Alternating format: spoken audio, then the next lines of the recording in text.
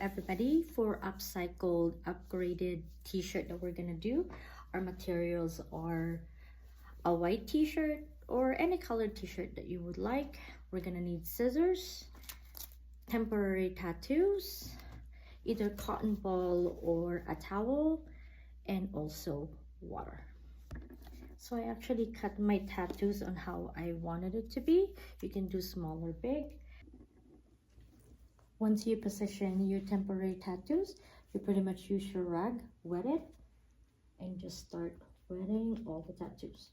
After about 15 to 20 seconds, you can actually start sliding your paper, and you'll actually start seeing your temporary tattoos.